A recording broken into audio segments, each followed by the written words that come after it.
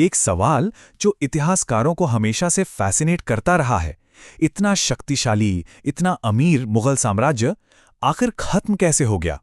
क्या वो अपनी ही कामयाबी के बोझ तले दब गया, या फिर कहानी कुछ और ही है? चलिए आज इसी ऐतिहासिक पहेली को परत दर परत खोलते हैं। जरा इस नंबर को देखिए, लगभग 24.4%।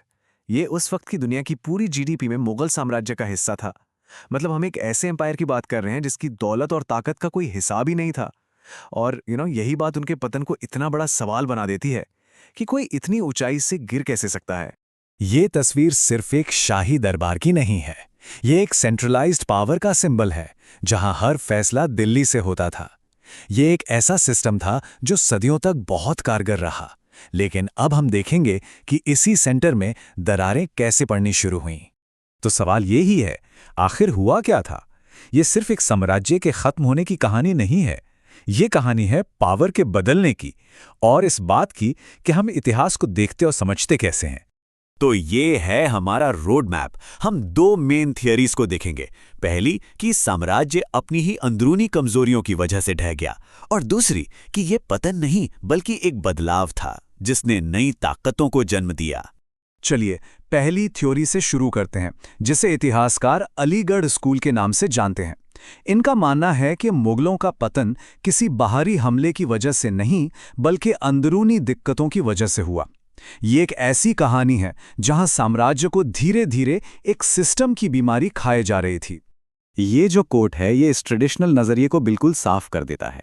मतलब औरंगजेब के दौर तक आते आते साम्राज्य के बिल्कुल सेंटर में, उसके दिल में एक संकट पैदा हो चुका था जो धीरे धीरे पूरे सिस्टम में फैलता चला गया।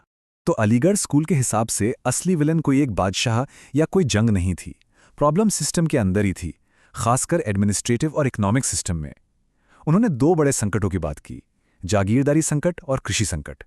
यही उनकी थ्योरी का आप कह सकते हैं कोर है। चलिए अब अलीगढ़ स्कूल के सबसे बड़े तर्क यानी जागीरदारी संकट को जरा और करीब से देखते हैं।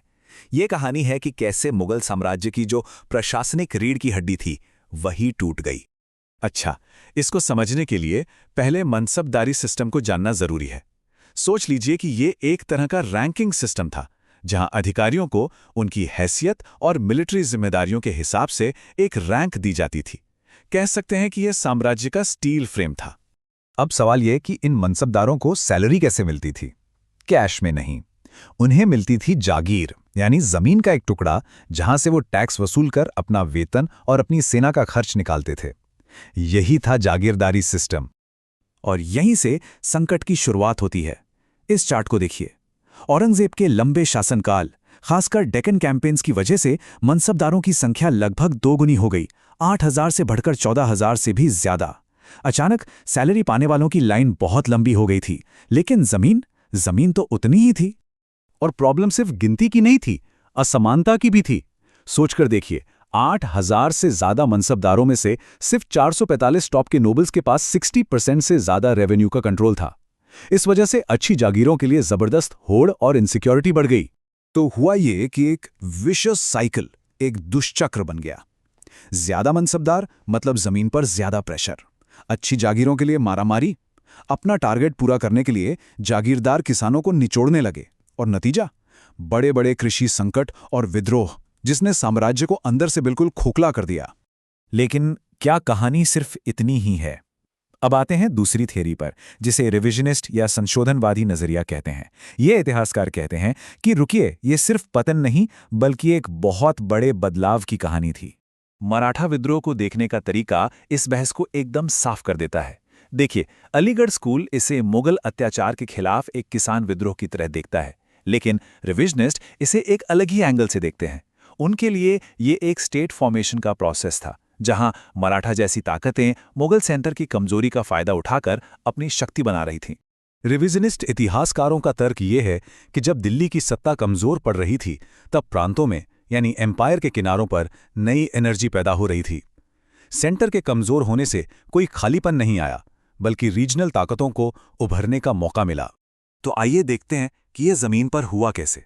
मुगल साम्राज्य के खंडरों से नई रीजनल पावर्स, जिन्हें अक्सर उत्तराधिकारी राज्य या सक्सेसर स्टेट्स कहते हैं, वो कैसे उभरी।